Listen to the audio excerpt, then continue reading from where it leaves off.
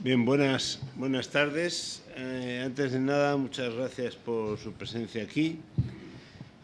Me toca intervenir como codirector de la colección y tengo que empezar excusando la asistencia de Alejandro Saiz Adernaiz, el otro codirector, que ayer mismo nos llamó por motivos personales familiares, no ha podido venir. Así que pues yo hago la presentación en nombre de los codirectores. Intentaré ser breve, cosa que se dice siempre, pero... Entonces les voy a contar un poco el origen de esto, o sea, la colección. La colección proviene del interés que tanto Alejandro como yo tenemos por América Latina, y no solo interés, sino que además hemos pensado, y cada vez más, que desde el punto de vista doctrinal, de la colaboración entre universidades, de la colaboración entre instituciones, incluso de la colaboración en la formación de instituciones, ustedes no saben, bueno, algunos sí lo saben, pero otros no saben ustedes la cantidad de estudiantes latinoamericanos que pasan por nuestras universidades queriendo hacer la tesis o queriendo estudiar un máster, etc. Entonces, pues como suele ocurrir con estas cosas, les puedo engañar, pero no. Pues un día se nos ocurrió, hablando, que era una pena que no hubiera un instrumento común de comparación jurídico-constitucional, compartiendo como compartimos. Esto es, bueno, ya sé que es un tópico, pero los tópicos a veces son verdad. Compartiendo como compartimos muchas cosas, lengua, y en un momento donde además en América Latina se comparten muchas instituciones, y donde además se está viviendo una fase de estabilidad relativa, pero de estabilidad constitucional, además fomentada por la integración y por la existencia de garantías judiciales de derechos. Entonces, bueno, vamos a intentar crear un instrumento de comparación jurídica y de conocimiento de la realidad ajena pero vecina, porque aunque parezca mentira, esto no existía. Lo único que ha habido ha sido algunas ediciones de las constituciones, pero pura y simplemente de las constituciones, pero no ha habido ningún elemento de comparación. Solo hay, pero no es de América Latina, es mundial. Hay un proyecto, como quizás sepan algunos de ustedes, de la editorial Hart, de editar unos libros de sistemas constitucionales. Bueno, pues nosotros pensamos en la posibilidad de hacer eso. Disculpen, además creo que me he dejado los caramelos en casa, pero bueno, hay aquí agua. Aquí, el director de la Casa América tiene caramelos. Muchas gracias. Muchas gracias. Les voy a explicar un poco cuáles son las características de la colección. Se trata de hacer unas obras relativamente sencillas, básicas, sin grandes pretensiones doctrinales, que sirvan a múltiples destinatarios, ¿no? Estudiosos, estudiantes, que no son lo mismo, diplomáticos,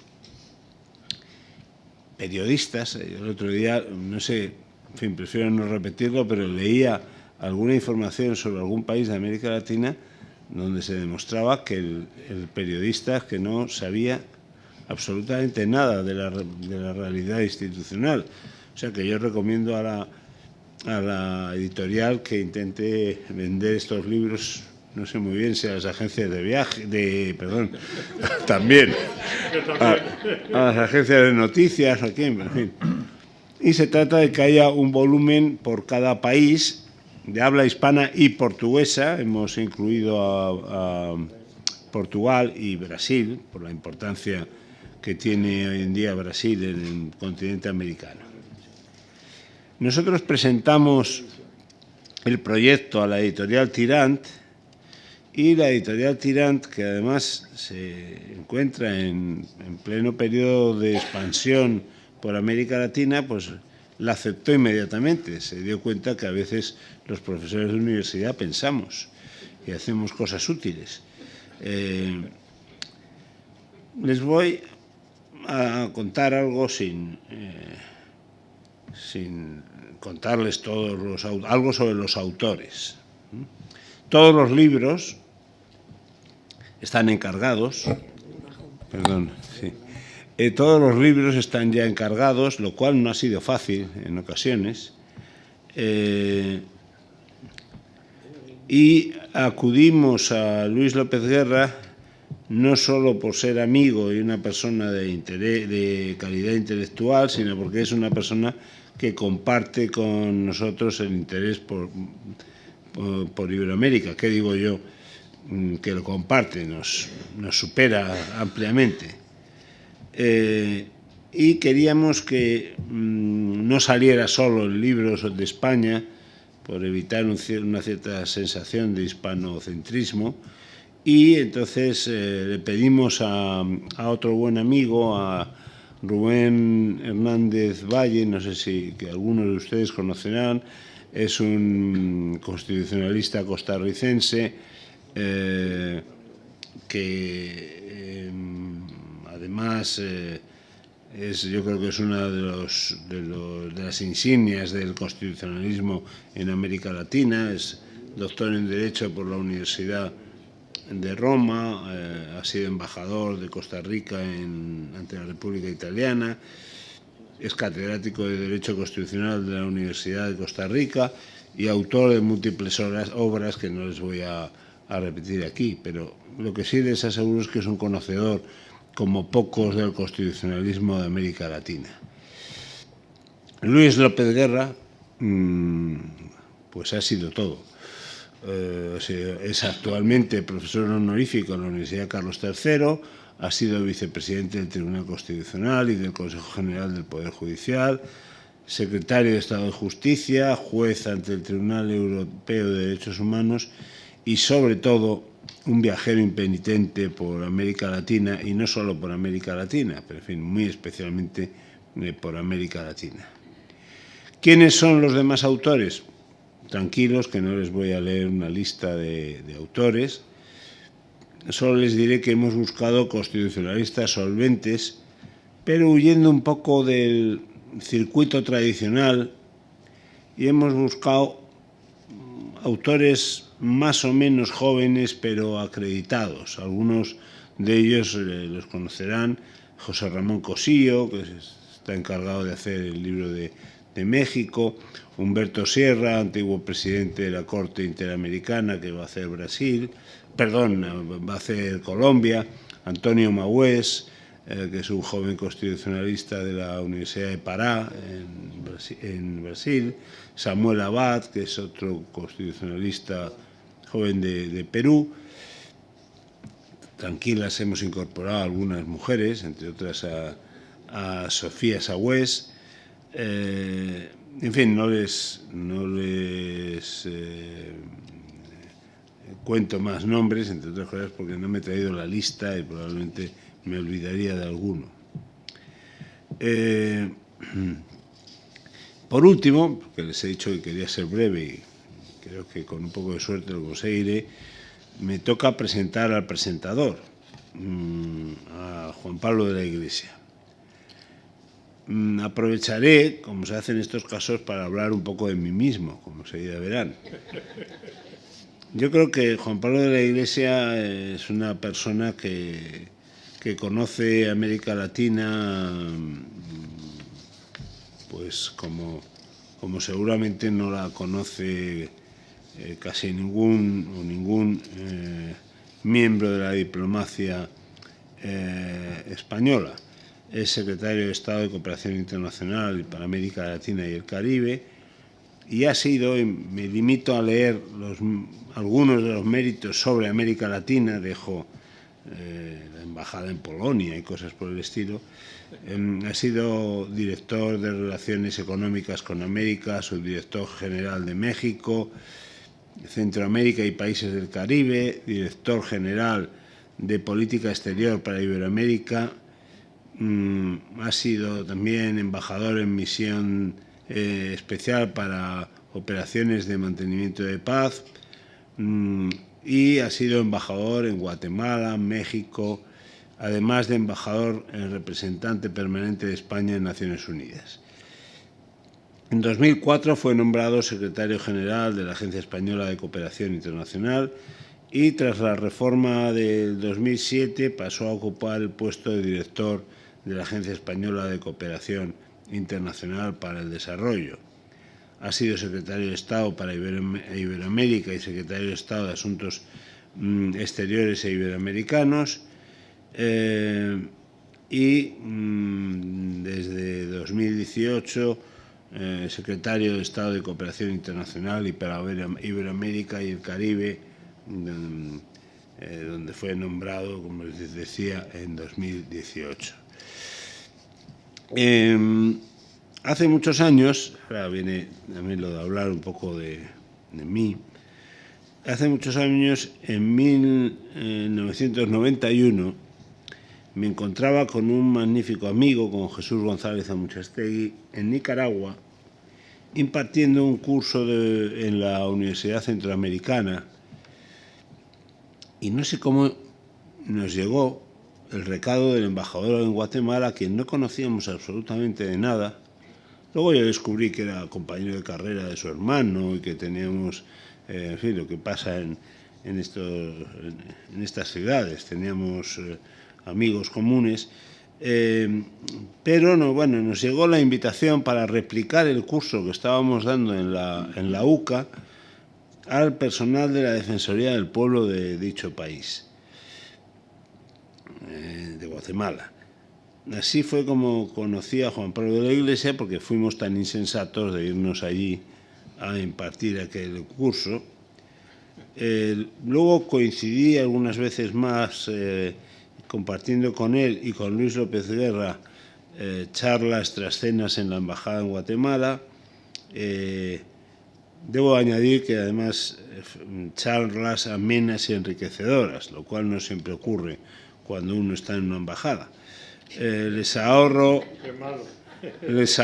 anécdotas divertidas y menos divertidas. Bueno, les voy a contar una. Tuvimos un día que amablemente nos había prestado un coche la embajada para ir, no me acuerdo dónde, y lo que suele ocurrir en estos casos, estábamos invitados a cenar en la embajada y se estropeó el coche en medio de una colina, ¿no? Y no conseguíamos salir de ahí de ninguna forma. El pobre chofer que nos llevaba y nosotros empujando el coche y tal. Bueno, por supuesto, llegamos tarde a la cena, lo cual no era lo peor. Lo peor era que llegamos hasta arriba de polvo, pero en fin, no lo saben ustedes bien. Pero bueno, había un baño muy situado ad hoc en la entrada de la embajada, o de la residencia, mejor dicho, y ahí pues nos aseamos como pudimos y llegamos a la cena. Bueno, llegamos tarde, pero llegamos a la cena. Ya no les cuento más de mi vida, pero en nombre de Alejandro Sáez y en el mío propio, muchas gracias, Juan Pablo, por haber aceptado, sin ninguna más, debo decir que sin ningún tipo de pega, aceptó a la primera, y creo que además puedo erigirme en portavoz también de la editorial y de los autores para agradecer a Juan Pablo de la Iglesia y a la Casa de América su disponibilidad para realizar este acto aquí. Y pues yo creo que ya he dicho todo lo que tenía que decir. Y, en fin, muchas gracias y muchas gracias a ustedes. Ahora que hable...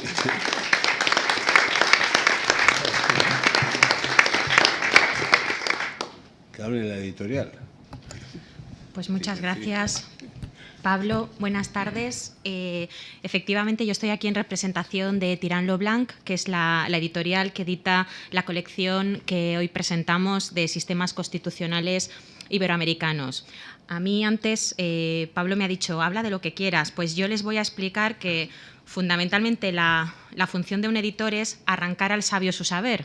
Entonces les voy a explicar cómo le hemos arrancado a estos sabios su saber para plasmarlos en los libros. Lo primero, para mí es un honor, después contaré un poco por qué, compartir mesa con el profesor Pérez Trems, con el profesor López Guerra y con Juan Pablo de la Iglesia.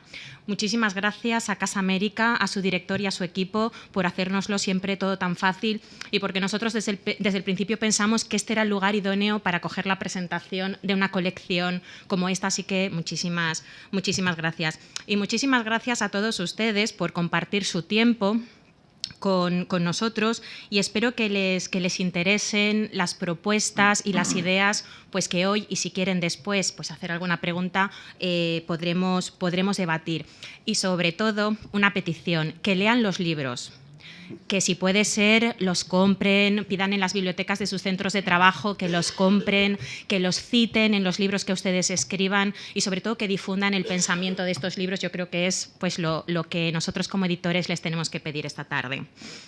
Y sobre todo, muchísimas gracias a los directores de la colección, a los profesores Pablo Pérez Trems y Alejandro Saiz Arnaiz, por la idea, por la propuesta, por el compromiso, por la confianza, por el trabajo, por la alegría en el trabajo, por crear equipos, por la exigencia, lo que yo creo que es la buena exigencia, por ver los obstáculos, pero no criticarlos, sino proponer soluciones, siempre con el mejor de los ánimos.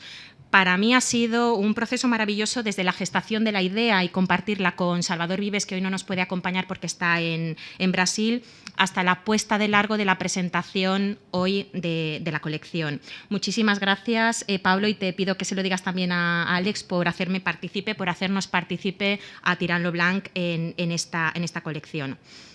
Por supuesto, una colección no tiene sentido sin los volúmenes que la integran. Los dos volúmenes que presentamos hoy aquí son el de la Constitución de España, escrita por el profesor Luis López Guerra, y la Constitución de Costa Rica, de Rubén Hernández.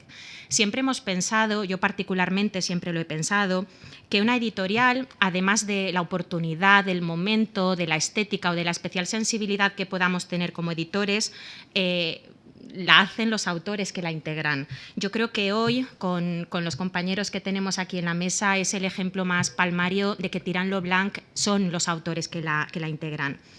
No soy objetiva y además no quiero serlo. Creo que me acompañan tres personas con un conocimiento político y jurídico de América Latina, de España y de América Latina, como pocos. Yo creo que es un lujo contar con ellos para que escriban, para que elijan quién escribe los libros, para que corrijan, para que propongan los libros que integran esta colección. Además de las buenas ideas y además de escribir bien, es que, bueno, yo creo que, en mi opinión, son unas excelentes personas. Así que, para mí, esta colección no tiene ni un pero. Es una colección casi perfecta, sí, siempre que la compren y que la lean.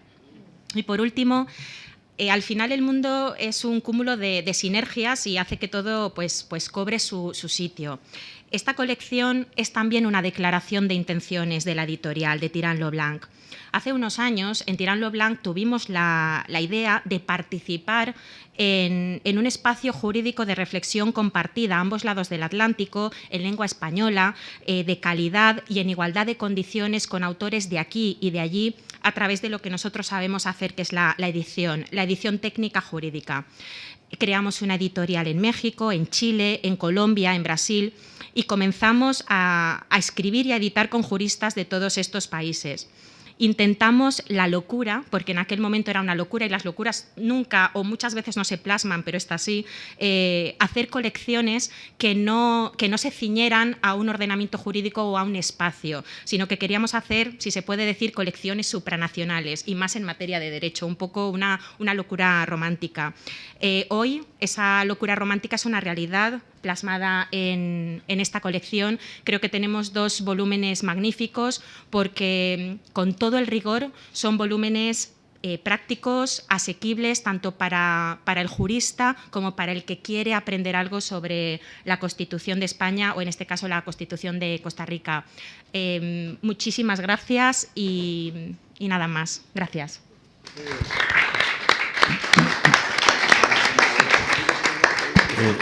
Tiene la palabra Luis. Luis, sí, déjame que introduzca. Bueno, pues me corresponde hablar como autor de... Espera, Luis, un ¿Sí? segundo. Claro. Les decía, están todos los volúmenes encargados. Hay 2 ya en editing, porque hacemos editing de todos los volúmenes que nos llegan, que irán, por tanto, a imprenta próximamente. Y la idea es que a final de 2020 esté. Claro, hablando de cosas latinoamericanas, españolas, pues será un poquito más tarde, pero esto no se lo digan a nadie, ¿no? Pero en fin, si es el primer trimestre de 2021, pues no hay problema. Es verdad que hay que destacar que la verdad es que la idea ha gustado a los autores que nos hemos pedido, ¿no? Les ha parecido o sea, estaban hasta cierto punto deseosos de comparación jurídica. Luis. Muy bien, pues como decía Pablo, a mí realmente me fue muy satisfactorio cuando me propusieron Alex Sainz y él el tomar parte en esta colección de sistemas constitucionales iberoamericanos. Yo me llamó la atención, pero creo que es correcto utilizar el adjetivo, porque usualmente en América Latina ellos prefieren en esos países utilizar el término América Latina, que es el que usa y al principio costó cierta resistencia, pero es el que se utiliza allí. Luego se critica diciendo que en realidad es un término que inventaron los franceses o que inventó desde la época del emperador Maximiliano, etcétera. Pero bueno, el caso es que en este caso sí que hay que utilizar el término de iberoamericanos porque efectivamente incluye la constitución no solo de los países de América Latina, sino también de España y Portugal. Y muestra uno de los motivos, porque a mí la verdad es que me hizo mucha ilusión la idea, es porque manifiesta que efectivamente pues hay una comunidad cultural o intelectual constitucionalista iberoamericana y de hecho pues las relaciones entre los colegas latinoamericanos y españoles y portugueses son de amistad. Cuando estaba diciendo nombres Pablo, pues eran nombres que aparte de su valía pues científica y académica, pues tienen también una relación personal continua, es decir, los viajes de profesores españoles a América Latina y de profesores latinoamericanos a España, participación en congresos, obras comunes y demás, pues se ha convertido en algo muy, muy frecuente. Existe realmente, yo me atrevería a decir, y tengo experiencia en los dos aspectos, hay una comunidad más intensa, intelectual, constitucionalista con los colegas de América que con los colegas europeos. Y hablo de alemanes, italianos, franceses. Tenemos buenas relaciones, hay una comunidad, pero es mucho más intensa la que tenemos con América Latina. Hay que decir que en un primer momento, en el siglo pasado, ya hablamos de siglos, pues hombre, lo que pasa es que España tenía la experiencia de la transición democrática en un momento en que también se estaban llevando a cabo en aquellos países situaciones de transición y a España en muchos casos se le veía como punto de referencia, sin idea de paternalismo ni superioridad, pero porque se había dado un caso de una transición democrática anterior a los países, en estos países, pues Guatemala, en Brasil, etcétera. Hay que decir también que esa posición de punto de referencia ha ido disminuyendo con el paso del tiempo, pues según se estabilizaban las constituciones latinoamericanas y entraba en problemas la constitución española. Pero de todas formas, ya digo que esta comunidad existe y realmente pues una satisfacción participar en este tipo de actividad. Claro, a mí lo que ha ocurrido es que se me propuso llevar a cabo este libro sobre la Constitución española precisamente ahora. Es decir, claro, ha coincidido con los 40 años del aniversario de los 40 años de la Constitución. Y yo, antes de venir aquí, me acordé que un amigo mío norteamericano, el profesor Stanley Brandes, había escrito un libro que se llama 40 o 40, la edad y el símbolo. Entonces, estudiaba el término 40 años de la perspectiva, muchas perspectivas. Yo intenté buscar alguna analogía entre la crisis de los 40 que decía Stanley Brandes y la situación de la Constitución, pero no se me ha ocurrido ninguna.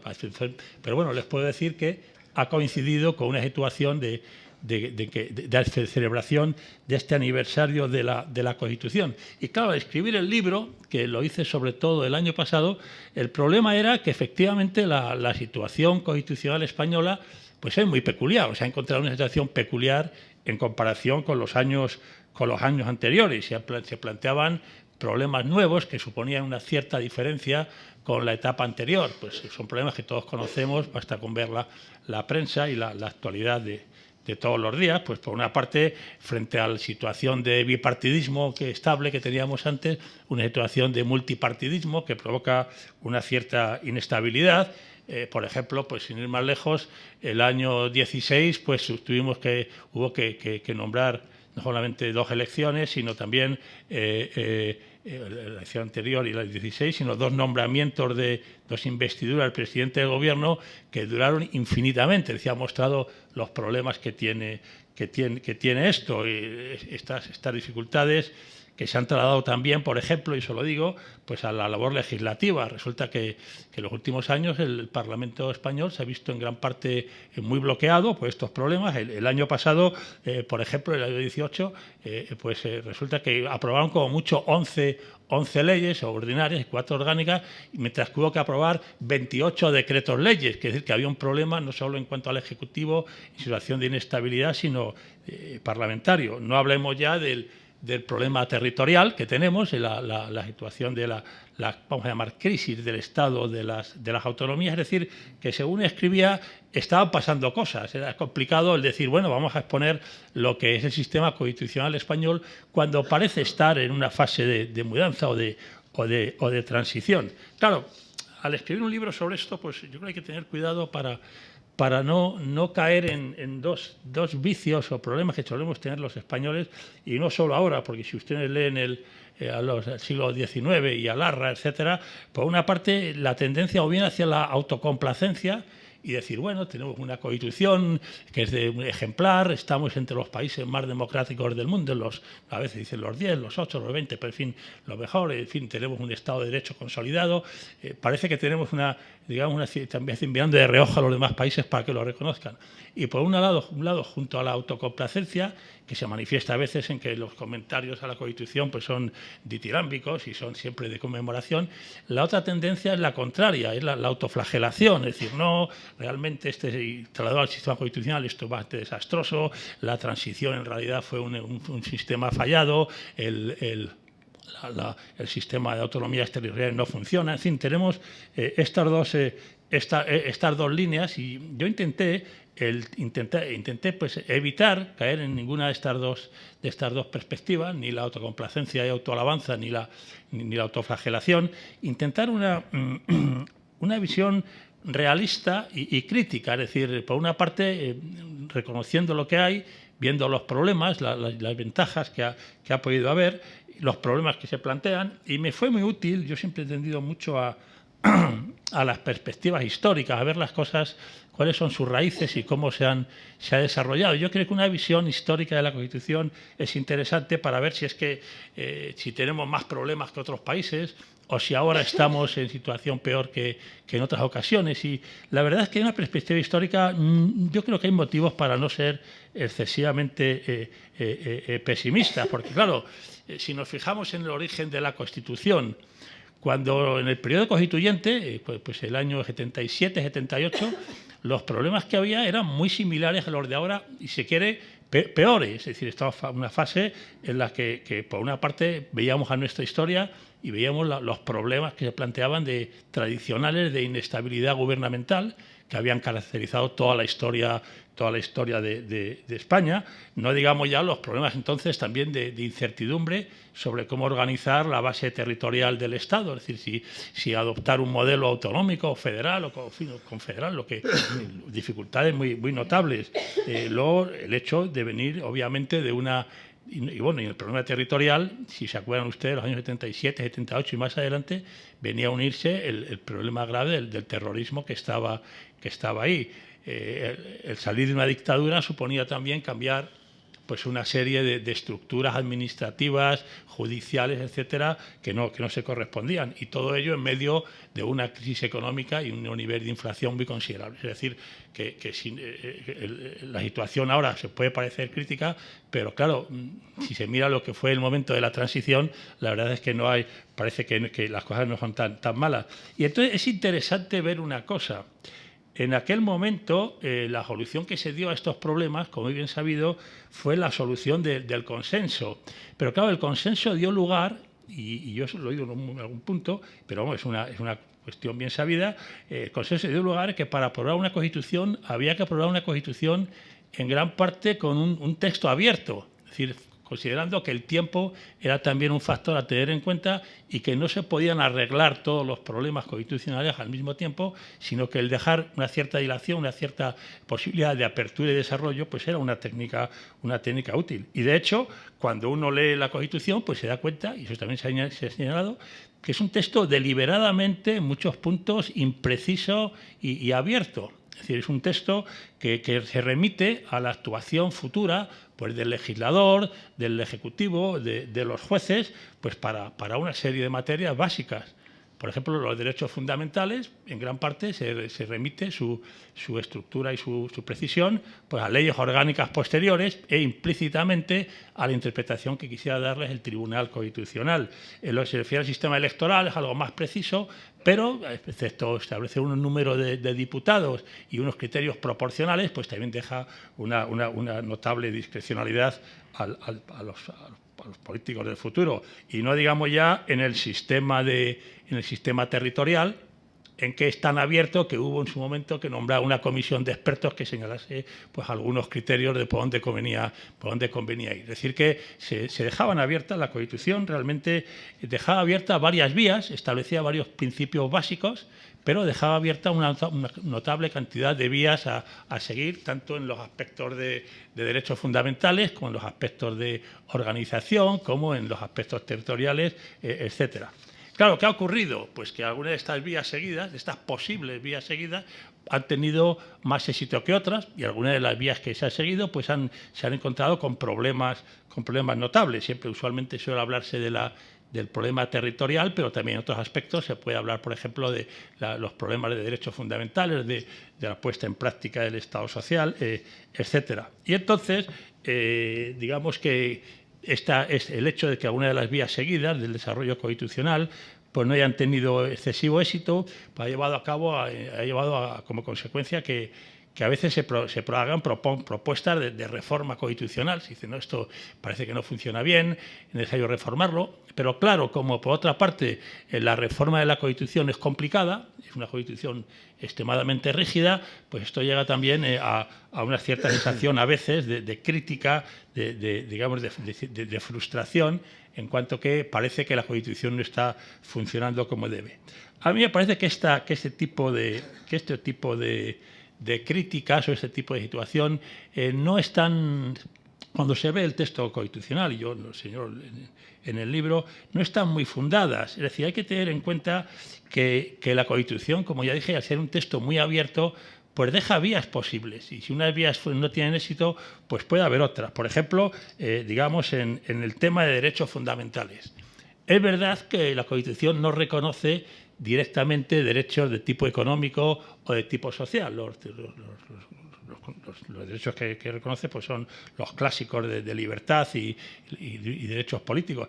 Pero también es verdad que tiene un capítulo que se refiere a los principios rectores de la política social y económica. Y estos principios rectores tienen una potencialidad muy considerable y dan la oportunidad al legislador y a la administración, incluso a la judicatura, la oportunidad de introducir elementos de progreso social y económicos muy importantes, sin contradecir a los derechos fundamentales, y una reforma de la Constitución en este aspecto, bueno, pues no parece excesivamente necesaria si existe una voluntad legislativa de llevarla a cabo. No digamos ya con respecto a la organización territorial.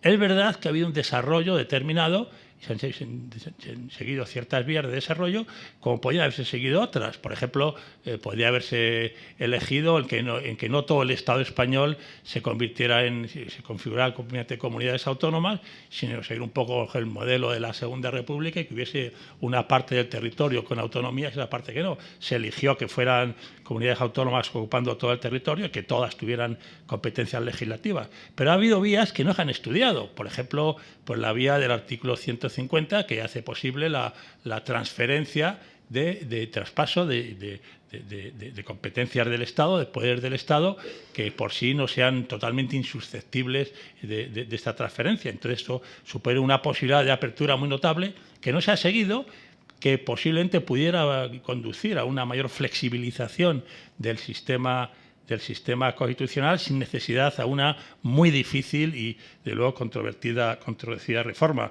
No digamos ya, claro, todo esto supone que en algunos puntos las vías a seguir han sido vías que han sido consagradas por la jurisprudencia constitucional. Pero incluso la jurisprudencia constitucional, y tenemos el ejemplo de otros países, pues puede en ciertos momentos llevar a cabo rectificaciones, lo que se llama usualmente overrulings, y tenemos ejemplos de tribunales supremos y constitucionales que a lo largo del tiempo, pues a la vista del escaso éxito de la línea seguida, pues han llevado a cabo revisiones de su situación. Es decir, que cuando hablamos de Constitución no hay que reconocer o hay que recordar que es una Constitución, como ya digo, abierta, que el ser constitucionalista o partidario de la Constitución no significa el considerar que existe una sola posible aplicación o interpretación. Claro, esto hace que a la vista de la dificultad de la reforma constitucional, pues la idea de que los problemas con los que nos enfrentamos sea resoluble por vía legislativa o por vía política, pues parece que es una vía a seguir, incluso sin recurrir al concepto que se usa a veces de mutación constitucional, porque no se trata de cambiar los conceptos constitucionales, sino encontrar las vías posibles dentro de los mandatos que existen.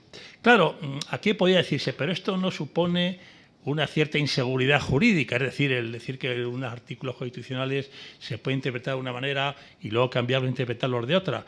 Yo creo que no, si lo comparamos con la vía alternativa, que sería la de la reforma constitucional. Por ejemplo, yo pienso en la República Federal de Alemania, en el tiempo que ya en vigor la Ley Fundamental de Bonn, ha sido reformada 60 veces. La Constitución francesa, más posterior, el 58, ha sido reformada 24 veces. Entonces, ¿qué es más?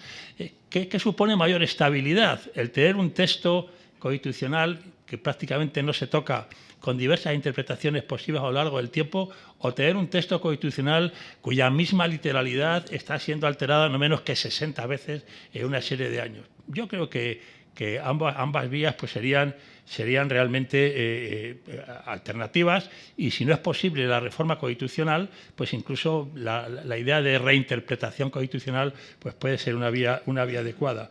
Esto además, claro, a lo que lleva es yo creo que también puede llevar a este cierto relativismo constitucional, y considerar que la interpretación legal y jurisprudencial también es parte constitutiva del acervo constitucional y, por lo tanto, que da una cierta flexibilidad. Pues esto lleva a considerar, como se ha dicho muchas veces, que la Constitución es un instrumento vivo.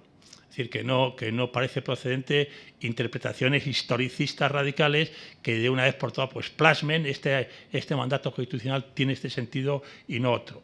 Precisamente este carácter de instrumento vivo y de adecuación a las nuevas circunstancias, yo creo que viene facilitado por la labor de los constituyentes, que no fue solo, ya digo, no fue solo el consenso, que fue en aquella época imprescindible, sino también la flexibilidad. Es decir, el hecho de quedar una visión abierta de la Constitución pues facilita notablemente la convivencia pacífica sin el planteamiento de disyuntivas de tipo radical. Bueno, todo esto más o menos lo incluyo en el libro, pero obviamente no se lo puedo contar ahora, de forma que, insisto en lo que dijo María José, yo recomiendo que lean el libro, si quieren que lo compren, pero en lo posible que lo lean y que disculpen los posibles errores y discusiones y diferencias, sobre todo porque, ya digo, tuve que escribirlo en un momento en que la situación política española pues era absolutamente, digamos, delincuente.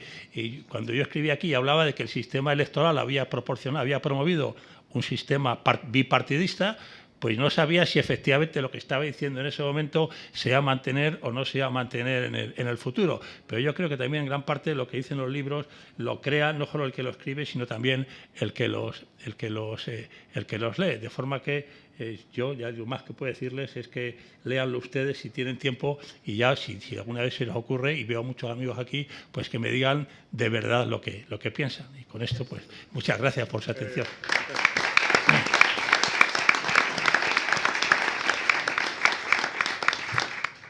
La palabra ahora a don Juan Pablo de la Iglesia, también antiguo amigo y conocido de sus tiempos, por lo menos de su tiempo de embajador en Guatemala. Yo les voy a contar anécdotas como la de Pablo. Bueno, muy buenas tardes a todas y a todos. Muy buenas tardes, querido Pablo, querido Luis, si puedo volver a recordar esos tiempos que todavía siguen vivos. Muchas gracias a María José Gálvez por la sabia decisión que ha tomado la editorial de hacer realidad esta idea fantástica. Y muchas gracias también, naturalmente, a Casa América, que nos hospeda una vez más, y, en fin, y a todos ustedes por compartir este momento en una tarde que empieza ya a ser calurosa de Madrid. Aquí se está mucho mejor. Bueno, la colección, que es en realidad lo que nos une hoy, lo que nos trae hoy aquí, la colección va a abarcar, como ha dicho ya el profesor Pertrems y como ha explicado María José, va a abarcar una serie de volúmenes, pero con un enfoque muy específico, muy práctico, ¿no? Una metodología uniforme, concisa, con un objetivo fundamentalmente descriptivo y académico desde un nivel académico de excelencia. La estructura y el contenido se encarga a reconocidos juristas y profesionales del derecho, y todos ellos habrá una referencia histórica, las características básicas del sistema, la distribución de los poderes del Estado, la forma de Estado y de gobierno que amparan las constituciones en vigor de los países que integran el espacio iberoamericano. Bien, pero rodeado de juristas, ¿qué puede decir un secretario de Estado de Iberoamérica? Bueno, en primer lugar, que recuerdo con enorme cariño la muy eficaz contribución que prestaron los dos profesores que hoy nos acompañan, los dos catedráticos que hoy nos acompañan, en los años a los que ambos ha referido y más en detalle el profesor Pertrems. Porque eran años en los que nuestra Constitución, estamos hablando de finales de los 80s, principios de los 90s, año en el que, concretamente en Centroamérica, acababa de superarse la guerra en Centroamérica, la crisis centroamericana, se habían firmado los acuerdos de paz y los estados centroamericanos estaban en plena revisión de sus textos constitucionales. Y en aquella época, nuestra joven Constitución y sobre todo el proceso de consenso y de negociaciones que habían llevado a ella era un modelo que realmente los legisladores y los constitucionales de estos países buscaban, ¿no? Y querían conocer como inspiración para dar desde su óptica nacional, naturalmente, una respuesta que disfrutara de estos elementos, ¿no? Todo el mundo era particularmente consciente de que nuestro tránsito, nuestra transición había sido por muchas razones modélica, y ellos estaban en plena transición y querían saber qué es lo que podían incorporar de una experiencia que había sido una experiencia de éxito. Por lo tanto, y ambos participaron en aquellos cursos y en aquellas series de conferencia que recorrieron, que yo recuerde por experiencia directa, sobre todo América Central, pero también la América del Sur, que estaba saliendo de otro tipo de crisis, igualmente violenta, igualmente de dictaduras salvajes, que también estaban recomponiendo no solamente su convivencia, sino sus marcos jurídicos.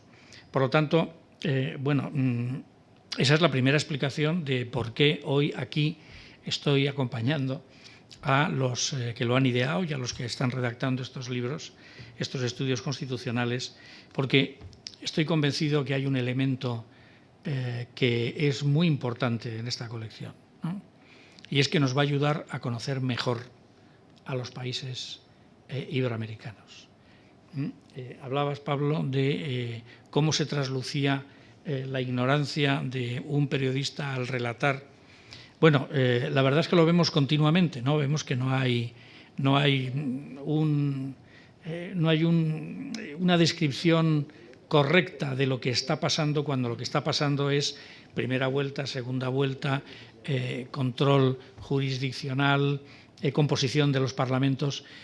Naturalmente, la simplificación que supone el lenguaje periodístico podría ser la explicación, pero los errores en que se incurre no dejan entender a cabalidad qué es lo que está pasando y la trascendencia de lo que está pasando. Por lo tanto, esta colección va a contribuir a llenar un vacío con rigor, pero con un elemento también de divulgación, y me parece importantísimo. Todo lo que nos haga conocernos mejor va a acercar y va a consolidar esa comunidad de naciones que formamos. Porque, y aquí deje meter mi comercial de la política española hacia América Latina, América Latina ha sido desde siempre lo que Fernando Morán llamaba ya al principio de la democracia un espacio natural de la acción exterior española, y ahora podríamos llamarla una región preferente de atención. Una preferencia que descansa en los múltiples y profundos vínculos e intereses de carácter central que nos unen con el espacio iberoamericano, tanto en la historia, en la cultura, en la política, en la economía, en la sociedad civil o en la cooperación. Intereses que además van cubiertos por un ropaje de valores que nos suman un valor añadido y que nos dan a su vez un valor añadido. En la relación entre América Latina y España ganamos los dos y amplificamos nuestras respectivas capacidades de prestar una contribución sustantiva a ese desarrollo más sostenible y a ese desarrollo más equitativo que ahora perseguimos todos bajo el paraguas de la Agenda 2030. Nuestra política, que ha ido desarrollándose y complementándose a lo largo de todos estos años, tiene unos caracteres muy definidos, ¿no? Nuestras relaciones con América Latina son universales e inclusivas.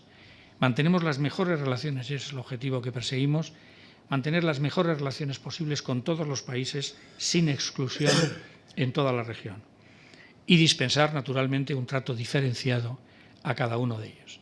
América Latina ha dejado de ser una región para convertirse en una suma de países diferentes, con trayectorias diferentes, con problemas en alguna medida comunes, pero con problemas que se abordan de distintas maneras, con niveles de desarrollo parecidos pero no iguales, y en definitiva no puede ser una política, la de España, no puede ser una política hacia América Latina global, de brocha gorda. Nuestra política pretendemos que sea adecuada a las necesidades y adecuada a los objetivos comunes que tenemos con todos y cada uno de los países que componen la región.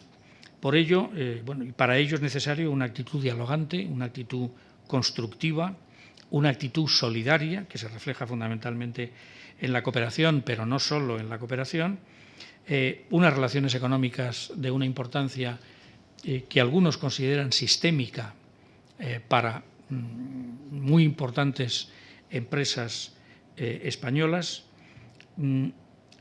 y una actitud que pretendemos abierta y constructiva para la solución de las crisis que inevitablemente se producen en la región, ¿no?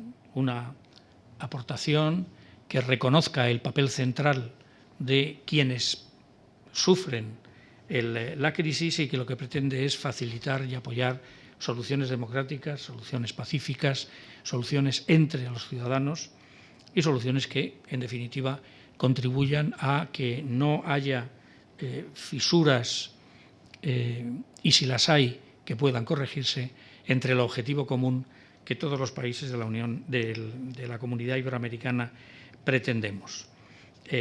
estos valores comunes y estos objetivos comunes, bueno, tienen una expresión institucional, no solo a través de nuestras relaciones bilaterales en todos los terrenos, relaciones, bueno, absolutamente multidimensionales, sino en el actual sistema de cumbres, en el sistema de las cumbres iberoamericanas, cuya Secretaría General está en Madrid, a la que pertenecen todos los países de la Comunidad Iberoamericana, en este caso no es latinoamericana, sino iberoamericana, y que, bueno, lleva ya casi 30 años fortaleciendo todo lo que nos une y tratando de evitar todo lo que nos separa.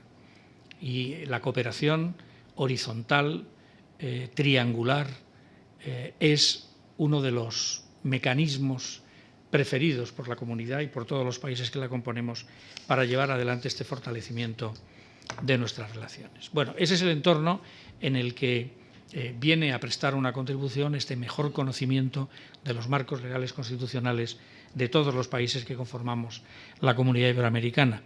Y aquí, osadamente, me voy a atrever a referirme a dos constituciones españolas, en este caso, bueno, y no solo españolas, que marcan, ¿no?, el inicio de esa comunidad que conformamos, incluso en el plano de los preceptos constitucionales y el Estado actual.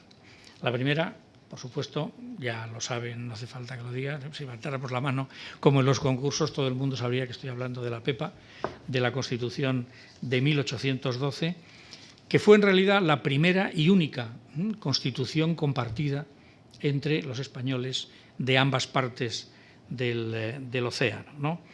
Por eso participaron no pocos juristas y políticos importantes de aquella orilla en su redacción, y contenía no solo una mención expresa a ambos hemisferios, al hablar del ámbito geográfico al que se refería, sino que decretaba la igualdad entre los españoles, peninsulares y americanos, y una única ciudadanía para todos los nacidos en cualquier territorio de la corona española. Bueno, un precioso inicio para el constitucionalismo español y americano. Y, por supuesto, inicio de ese acervo jurídico que ha ido también, ¿no?, enriqueciendo la comunidad de naciones que formamos. Pero también nuestra Constitución actual, y he comprobado que el profesor López Guerra lo cita también en su libro, en nuestra Constitución del 78 también hay una mención expresa a la especialidad de nuestra relación con los países iberoamericanos, ¿no? Y lo dice en dos puntos. Cuando en el artículo 11.3 dispone que el Estado podrá concertar tratados de doble nacionalidad con los países iberoamericanos o con aquellos que hayan tenido o tengan una particular vinculación, pero cita expresamente esta especial relación que supone el establecer tratados de doble nacionalidad. Y luego, en algo, yo diría que casi más significativo en el plano de la hermandad de las sociedades iberoamericanas, que es cuando, no sé si la palabra es mandata, pero cuando establece en el artículo 56.1 que entre las atribuciones del rey está la más alta representación del Estado español en las relaciones internacionales, especialmente con las naciones de su comunidad histórica. Bueno, en un mandato, por muy representativo y no sustantivo que sea, no deja de ser verdaderamente significativo que la corona, que la jefatura del Estado tenga constitucionalmente el mandato de ejercer la representación, especialmente con las naciones de la comunidad iberoamericana. Bueno, me parece que es una expresión magnífica de esa relación especial que existe entre América Latina, Iberoamérica y América Latina y Iberoamérica. Si quieren, luego hablamos un poco para hacer la distinción, ¿no? Pero en este caso, es más, al hablar de la comunidad histórica, todos entendemos que se refiere más a Iberoamérica que a América Latina. Bien, hoy América Latina en su conjunto, Iberoamérica en particular, está experimentando una profunda mutación, está entrando en un nuevo ciclo económico, político, social, se están produciendo cambios muy importantes que rompen tradiciones, iba a decir centenarias, no tanto, pero tradiciones de decenas de años en cuanto a la concertación política. América Latina es un continente polarizado en este momento. A pesar del enorme desarrollo que se ha conseguido en los últimos 30 años, sigue habiendo problemas de pobreza, problemas de desigualdad, un crecimiento económico insuficiente para mantener, para consolidar la progresividad del crecimiento y su sostenibilidad, y padecen pues las lacras que son comunes a todos los países de renta media: la inseguridad, la corrupción, las minorías desprotegidas, la vulnerabilidad ante los efectos del cambio climático o las consecuencias de los flujos migratorios. Pero frente a todo ello son un socio imprescindible en la defensa y en la provisión de bienes públicos globales. Es un continente con enormes potencialidades que ha asumido los compromisos de la Agenda 2030 de la sostenibilidad sin ninguna excepción, ¿no? Pueden presumir de tener todos los países un plan de implementación de la 2030 y tener un sistema que se gestiona desde la CEPAL de revisión de los planes nacionales de todos ellos, con lo cual la puesta en común contribuye a fortalecer las políticas públicas que a todos nos comprometen en la 2030, y desde luego trabajan duramente para proteger la sostenibilidad y fomentar la sostenibilidad de su desarrollo, garantizar el Estado de Derecho y promover los valores que todos los de la Comunidad Iberoamericana compartimos. Sin embargo, hay un punto que, estando entre constitucionalistas, no me resisto a plantear, pero no a discutir, solo a dejarlo planteado, que es